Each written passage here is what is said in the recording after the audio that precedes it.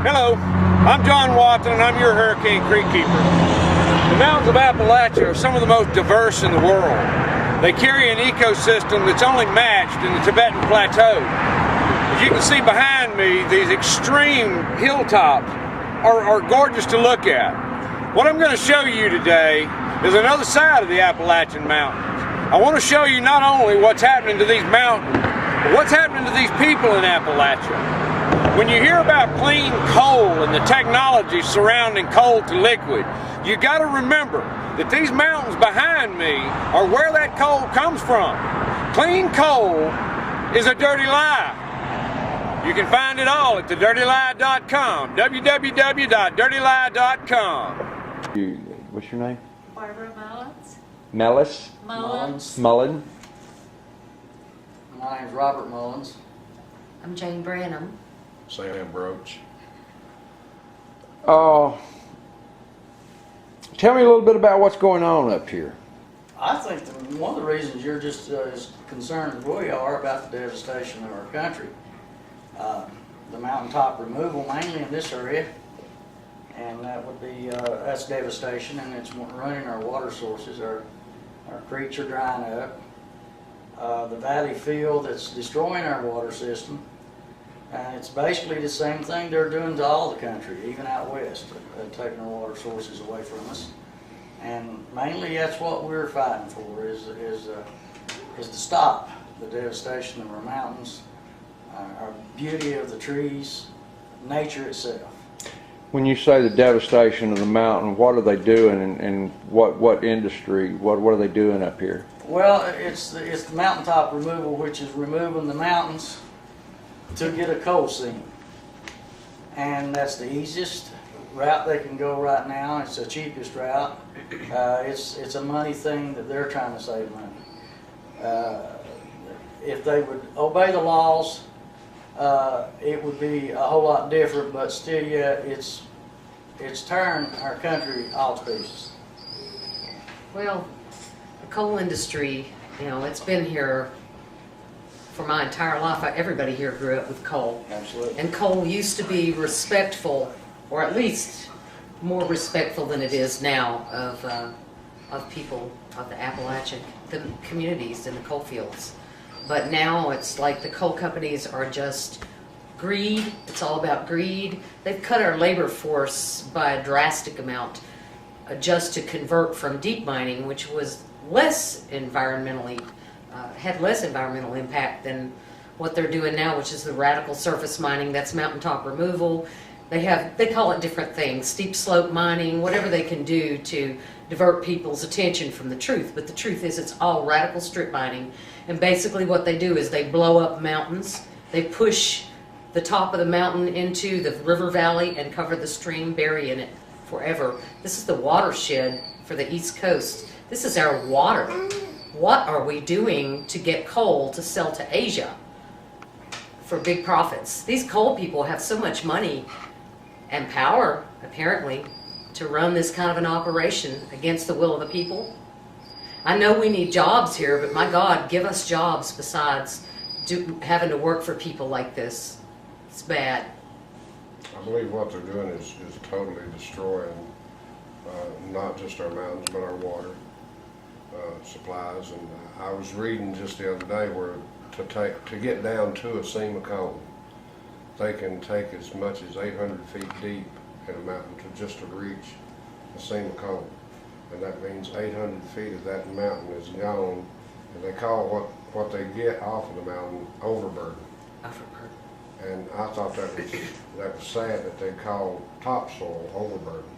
I'm not Because about topsoil is the life of the land. I was going to say, that's my mountaintops. I love them. Yeah, and topsoil is what causes things to grow, your vegetation and everything. That takes 110 years to build back 1 inch of topsoil.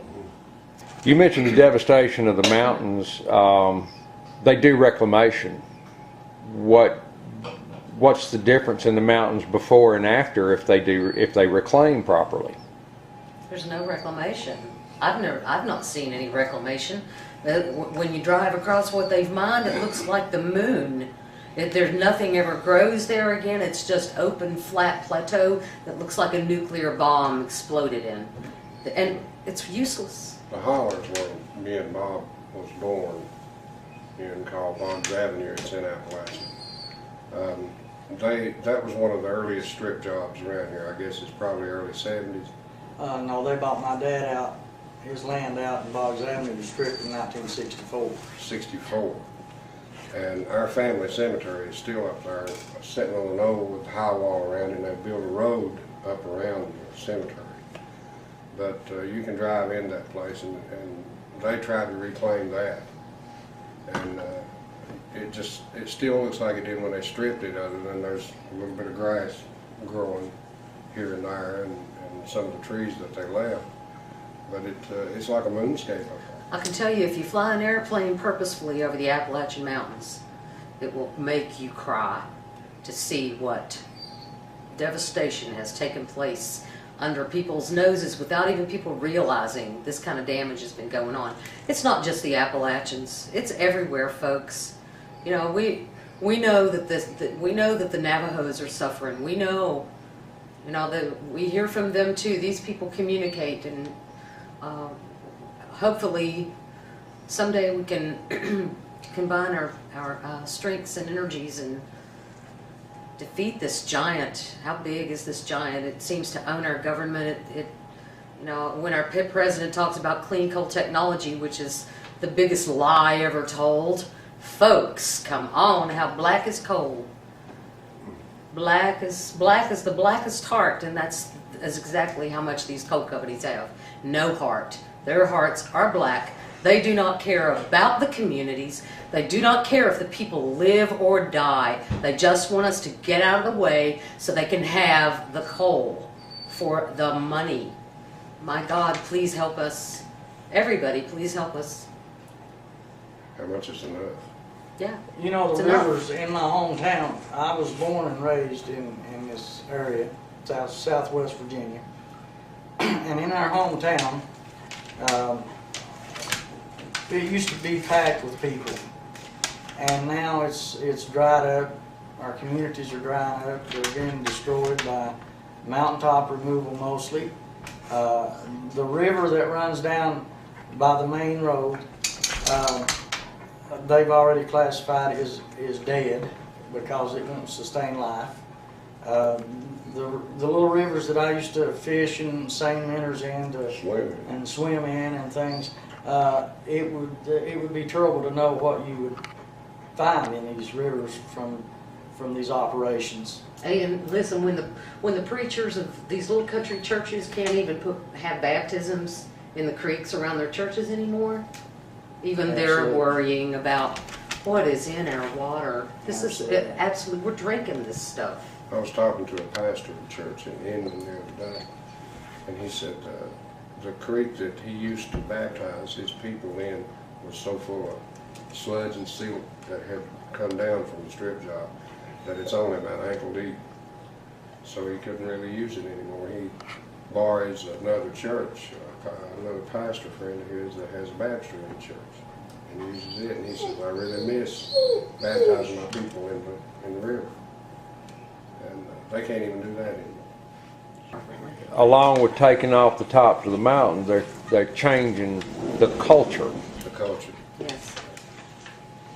Yeah, they're destroying the culture. Yeah. I mean, it's always been bad, you know, with control from coal companies on communities here. They've always controlled the market, the job market. That's part of the problem here. You know, coal intimidates people. People here are afraid. They're afraid of them because they will retaliate. They're ugly folks. Just saw a bumper sticker yesterday on a car that said, "Ban mining, let the bastards freeze in the dark." They're nice folks. So what's the alternative? To move away from coal quickly. That's the alternative. Whatever we have to do, but coal is killing our planet. And the ones promoting its use as though there's no other way they're just getting filthy rich. It's all about money.